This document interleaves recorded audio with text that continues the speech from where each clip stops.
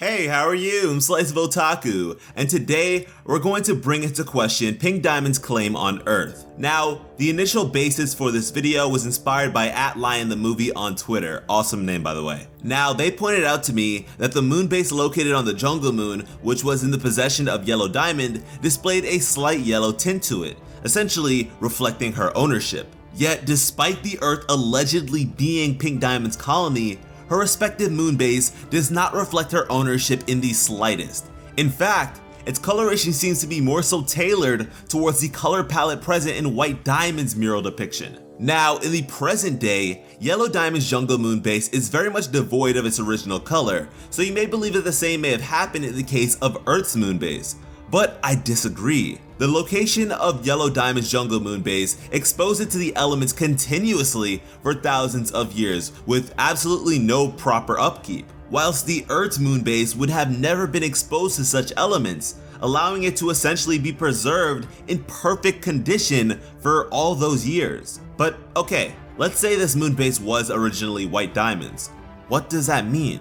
Well, it seems as though the standard homeworld invasion process begins with setting up shop on the desired planet's closest moon, allowing them to scout their target out and formulate the most appropriate colonization game plan possible. And so if this moon base was originally White Diamond's, then the very same could be said for Earth. Originally, the Earth was intended to be White Diamond's planet, possibly her 15th.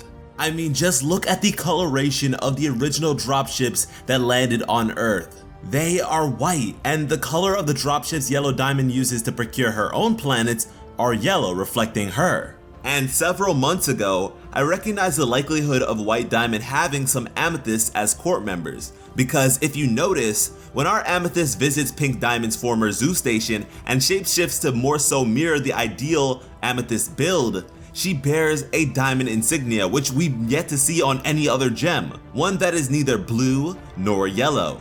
Yet Holly Blue and the Famethyst saw no issue, meaning that this is normal.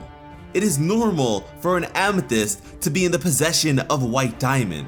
I mean truly, when it comes to the other diamond courts, they have numerous gems which reflect their very same coloration. Amethysts, despite not being white gems, do have close to white hair and often contain white within their geodes in real life. So it's a bit strange that the primary gems created on Earth would be more so reflective of another diamond rather than Pink, whom supposedly was in charge of the place. And when it comes to Jaspers and Carnelians, they are beta gems which only came to be because of desperation caused by the war. And you know, at the time, I presumed that similarly to how Yellow Diamond personally selected Jasper to be reassigned to her court, White Diamond may have done the same with a few amethysts. But now, my thinking is that she had amethysts before Pink. But somewhere down the line, all of this changed, and as seen in the episode Jungle Moon, Pink Diamond very much desired her own planet and army. And although Yellow Diamond was strongly against the idea, believing Pink was not ready for such an endeavor, it seems like Blue Diamond may have had a different approach when it comes to Pink Diamond, so maybe she was more so open to the idea of giving Pink the opportunity to prove herself, which of course would put the vote at a stalemate, making White Diamond the tiebreaker, presumably voting in favor of giving Pink a chance. And this should certainly remind you of the Crystal Gems and their approach towards Steven, especially in the early days, because this is very much a parallel. Now, I'm reluctant to believe that White Diamond provided the Earth to Pink willingly,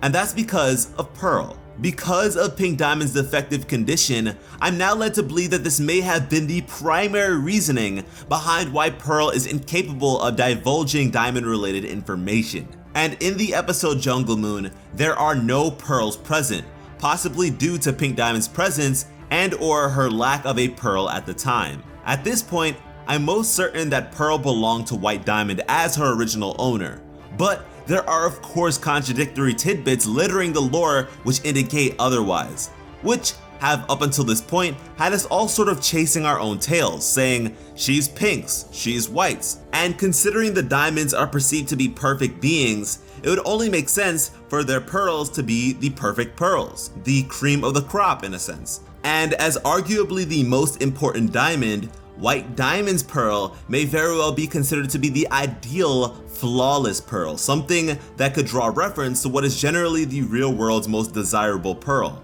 Akoya pearls, making her the pearl most equipped to handle such a difficult diamond. Also, I highly doubt that White Diamond had the time to physically be with Pink Diamond at all times and guide her. And so Pearl could have fulfilled this role, sort of explaining why Pearl tends to be so bossy and instructive, traits that a Pearl certainly would not embody in traditional circumstances. So yeah, you could say Pearl was a nanny of sorts. And what makes this thinking all the more grounded for me is the fact that Pearl and Rose Quartz were able to forge a bond, something highly unlikely for two gems belonging to two different diamond quartz. So there had to be some convergence at some point or another. Moving forward, there is another comparison I'd like to make between the Earth colony and Yellow Diamond's colony displayed in Jungle Moon. As we can see, Yellow Diamond's colony hasn't been in use for quite some time and has been utterly destroyed. And I feel as though this was a resultant of Homeworld's continuous usage of the planet's resources in order to create new gems. By no means is Homeworld wasteful, which we can see very clearly here.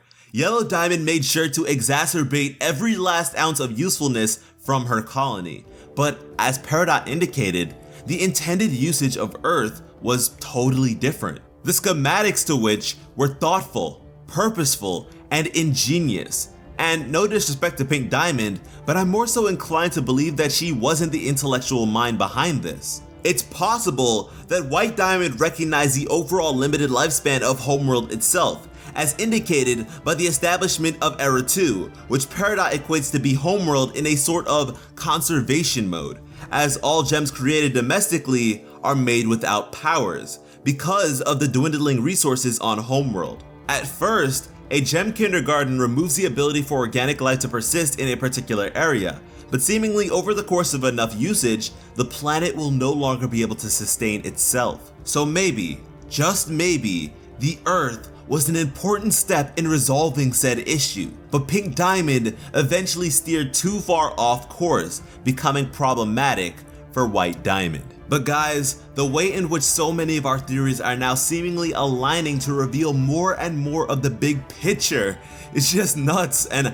I am so glad that we're able to figure this all out together. Since Stranded aired, we've been going full throttle with the content, and I am so happy that you all seem to be really enjoying it, double uploads and all, because this is how I intend for the rest of the year to be. If you follow me on Twitter, then you've probably seen me talk about how hyped I am for Slice of Otaku 2018, so hopefully you're seeing the same path I am. And with only 4 days left until my birthday, you've all shown me just how powerful we are as a unit and how much stronger we can become together. So shout out to all the old heads who've been riding with me for a while, and shout out to the thousands of new faces who buckled up over the last few days. Thank you all so much for watching and have an awesome day. I love you.